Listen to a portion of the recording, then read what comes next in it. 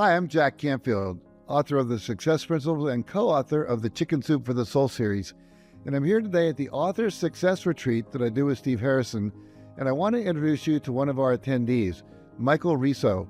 Now, Michael is a golf professional and the author of Finding Joy in Daily Living, 72 Simple Ways to Create Lasting Peace in Your Life. So, Michael, what are a few of the 72 ways in your book that help people find more joy? Let's talk about that. Sure. Well, some of them, Jack, for example, balance would be an example. And we can add things into our lives like a little more exercise, a little bit more walking. You had mentioned earlier that you're doing more yoga.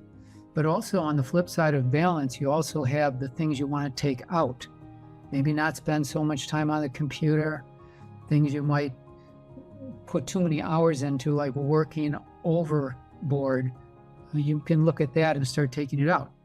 Another example would be encouragement. Now, I had a golf lesson with a student this morning named Chris, and he was learning to putt for the second day. And I could see him just beating himself up all the time, like he wasn't getting it quick enough. And I said, Chris, you don't need to get this overnight. It takes time to learn habits to override what you've been doing for all these years. So he finally started to realize that he was catching himself when he was internally beating himself up. And then he started to be his own encourager, which I always suggest to people. It's great to get encouragement from other people, but we need to encourage ourselves. We need to be our own coach. I heard a wonderful quote from Ralph Waldo Emerson.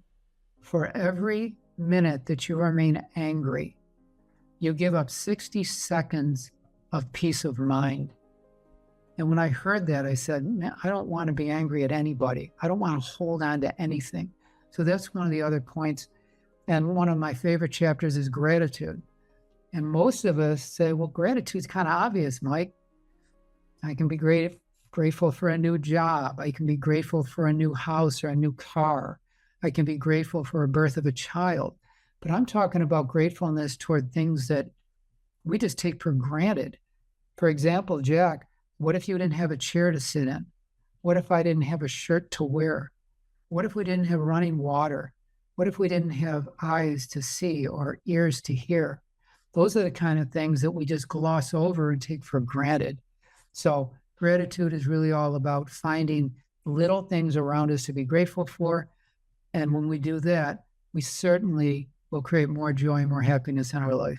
Yeah, I just started a new practice. I've been practicing gratitude for a long time as a technique, but I'm really starting to see it as an attitude of gratitude. You know, that everything in your life, even some of the things that seem negative at first, are things to be grateful for, because I've come to the conclusion that everything in life is happening for us, not to us. Sometimes we don't see it immediately, but in retrospect, we look back and say, thank God that happened, because if it hadn't, I wouldn't have developed perseverance or courage, or I wouldn't have met that person, I wouldn't have learned that skill. And so literally now, whatever happens, I teach some of my students, say, oh, what fun. You're running through the airport and your briefcase drops on the floor and things spill out. You go, oh, what fun. And you never know what's going to result as a result of that. You know, maybe you missed a flight that crashes. You know, so it's true. One of those things that just like living in a state of gratitude rather than a exercise you do every morning for a few moments. It's so much more peaceful to live that way. And it's a choice. Yes, we have to develop it. You don't get that overnight. You're early 80s, I'm 65. You know, it's taken a lifetime to develop some of these skills.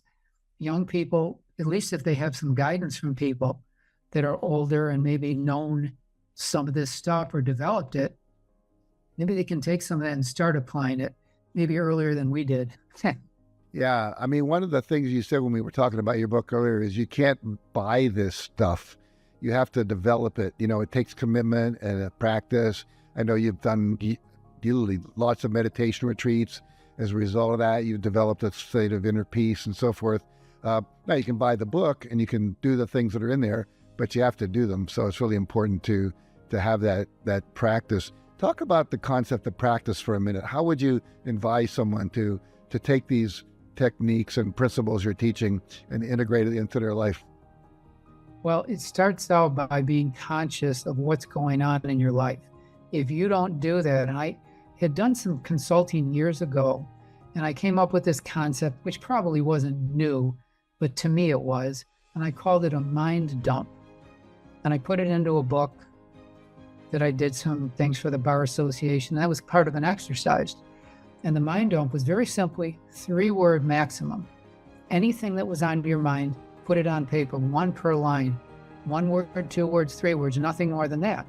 And then when you ran out of things to dump, you could look back on it and say, I wonder if I could do something with this or this or this or this.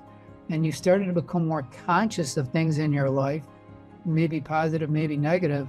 But if you're not aware of it, you're going to continue patterns and habits and just continue them. And then life never changes. So awareness is one of the key principles too. No doubt. Yeah, very good. Well, I wish we had more time to talk. We don't right now, but thank you for joining me for these few minutes, Michael. Appreciate it. Thank you, Jack. I really appreciate the time. You're welcome. And here's where you listening and watching can go to get more information about Michael, his book, and his work.